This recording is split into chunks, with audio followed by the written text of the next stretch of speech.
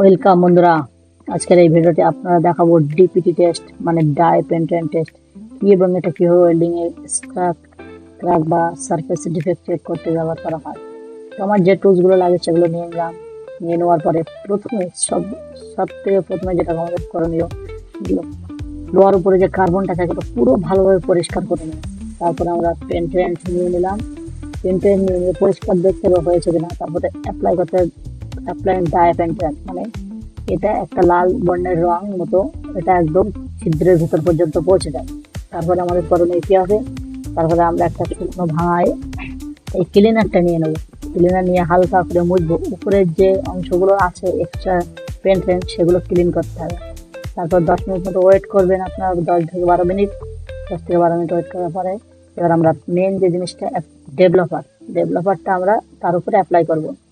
আর যে জায়গাটা আমাদের ক্র্যাক আছে সেই জায়গার ভিতরটা লাল ভাব বা লালচে ভাব থাকবে, যেটা দেখে আমরা বুঝতে পারবো যে এখানটায় ক্র্যাক আছে। তো দেখা যাক আমাদের এটা, আমরা এই ডেভেলপার দিচ্ছি, ডেভেলপার দেওয়ার পরে কেমন হয় রেজাল্টটা, তাহলে বোঝা যাবে এটা ক্র্যাক আছে কি নাই। আমরা এটা অ্যাপ্লাই করার পরে দেখলাম আমাদের এটা খুবই সুন্দর একটা ওয়েল্ডিং এসছে, ক্র্যাক মোটেও আসেনি। ক্র্যাক থাকলে সেই জায়গাটা লাল লাল অংশ দেখা যাবে, ঠিক এমনই একটা স্যাম্পল দিলাম আপনাদের বোঝার জন্য। এটা দেখে এমন দেখলে বুঝবেন যে আপনাদের ডিফেক্ট আছে, আমাদের কোনো ডিফেক্ট নেই। তো ভিডিওটা ভালো লাগলে লাইক কমেন্ট শেয়ার করবেন।